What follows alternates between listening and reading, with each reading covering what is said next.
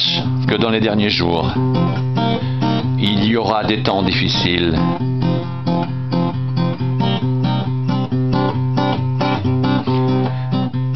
Car les hommes seront égoïstes, amis de l'argent, fanfarons, hautains, blasphémateurs, rebelles à leurs parents, ingrats, irreligieux, insensibles, déloyaux, calomniateurs, intempérants, cruels, ennemis des gens de bien, traîtres, emportés, enflés d'orgueil, aimant le plaisir plus que Dieu, ayant l'apparence de la piété, mais reniant ceux qui en fait la force.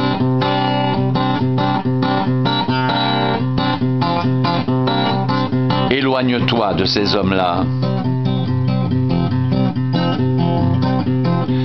Pour toi, tu as suivi de près mon enseignement, ma conduite, mes résolutions, ma foi, ma douceur, ma charité, ma constance, mes persécutions, mes souffrances. À quelle souffrance n'ai-je pas été exposé à Antioche, à Icône, à Lystre? Quelle persécution n'ai-je pas supporté?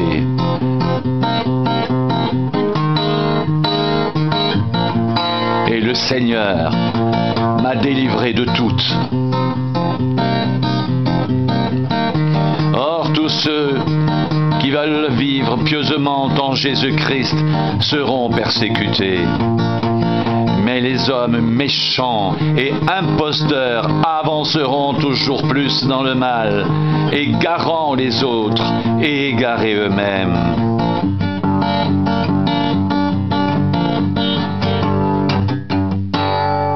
Toi, demeure dans les choses que tu as apprises et reconnues certaines, sachant de qui tu les as apprises. Dès ton enfance, tu connais les saintes lettres qui peuvent te rendre sage à salut par la foi en Jésus-Christ. Toute écriture est inspirée de Dieu et utile pour enseigner, pour convaincre, pour corriger, pour instruire dans la justice, afin que l'homme de Dieu soit accompli et propre à toute bonne œuvre.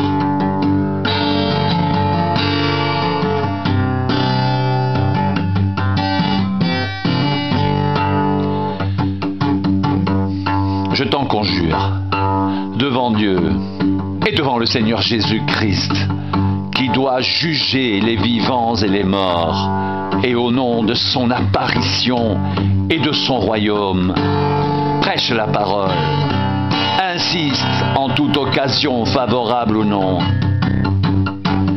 reprend, censure, exhorte, avec toute douceur et en instruisant.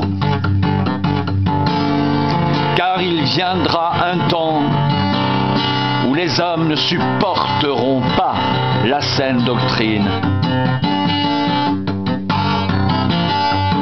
mais ayant la démangeaison d'entendre des choses agréables, ils se donneront une foule de docteurs selon leurs propres désirs.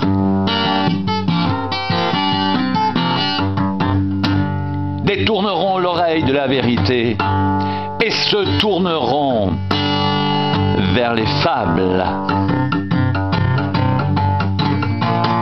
Mais toi, sois sobre en toutes choses. Supporte les souffrances.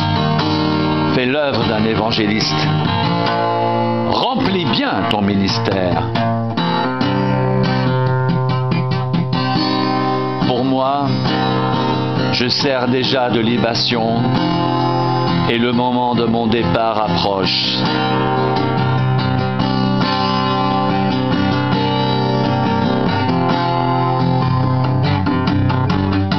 J'ai combattu le bon combat, j'ai achevé la course, j'ai gardé la foi. Désormais la couronne de justice m'est réservée. Le Seigneur, le juste juge, me la donnera dans ce jour-là. Et non seulement à moi, mais encore à tous ceux qui auront aimé son avènement.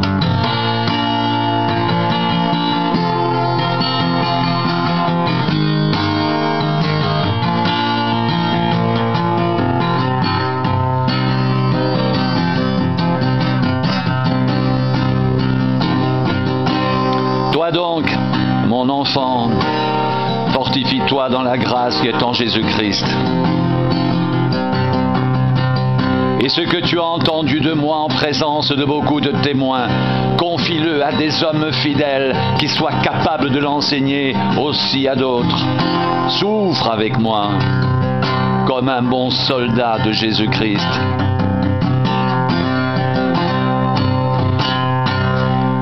Il n'est pas de soldat qui s'embarrasse des affaires de la vie. S'il veut plaire à celui qui l'a enrôlé, et l'athlète n'est pas couronné s'il n'a pas combattu suivant les règles.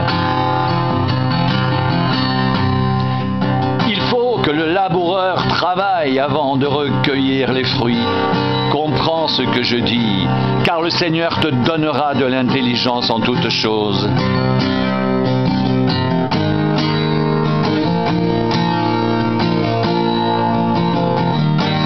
Souviens-toi de Jésus-Christ, issu de la postérité de David, ressuscité des morts selon mon évangile pour lequel je souffre jusqu'à être lié comme un malfaiteur. Mais la parole de Dieu n'est pas liée. C'est pourquoi je supporte tout à cause des élus, afin qu'eux aussi obtiennent le salut qui est en Jésus-Christ, avec la gloire éternelle. Cette parole est certaine, si nous sommes morts avec lui, nous vivrons aussi avec lui. Si nous persévérons, nous régnerons aussi avec lui. Si nous le renions, lui aussi nous reniera. Si nous sommes infidèles, il demeure fidèle, car il ne peut se renier lui-même.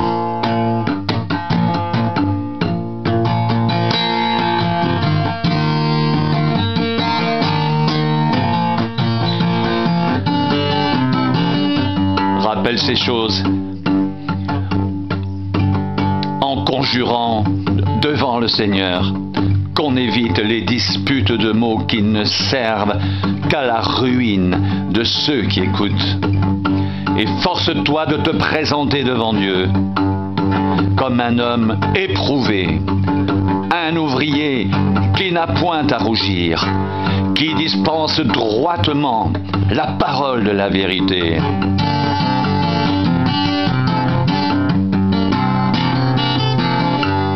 Évite les discours vains et profanes, car ceux qui les tiennent avanceront toujours plus dans l'impiété, et leur parole rongera comme la gangrène.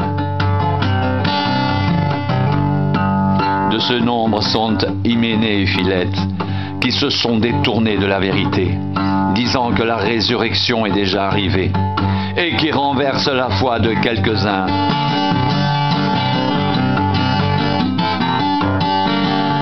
Néanmoins, le solide fondement de Dieu reste debout avec ses paroles qui lui servent de sceau. Le Seigneur connaît ceux qui lui appartiennent et quiconque prononce le nom du Seigneur, qu'il s'éloigne de l'iniquité.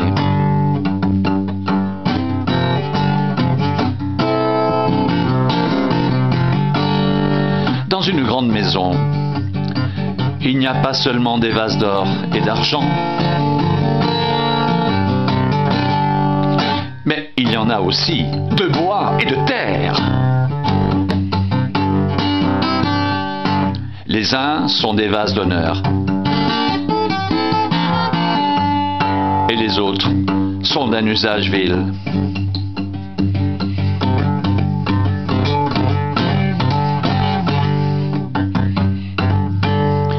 Si donc quelqu'un se conserve pur en s'abstenant de ces choses, il sera un vase d'honneur, sanctifié, utile à son maître, propre à toute bonne œuvre. Fuis les passions de la jeunesse et recherche la justice, la foi, la charité, la paix avec ceux qui invoquent le Seigneur d'un cœur pur. Repousse les discussions folles et inutiles, sachant qu'elles font naître des querelles. Or, il ne faut pas qu'un serviteur du Seigneur ait des querelles. Il doit au contraire avoir de la condescendance pour tous, être propre à enseigner, doué de patience. Il doit redresser avec douceur les adversaires dans l'espérance que Dieu leur donnera la repentance pour arriver à la connaissance de la vérité et que, revenus à leur bon sens, ils se dégageront des pièges du diable qui s'est emparé d'eux pour les soumettre à sa volonté.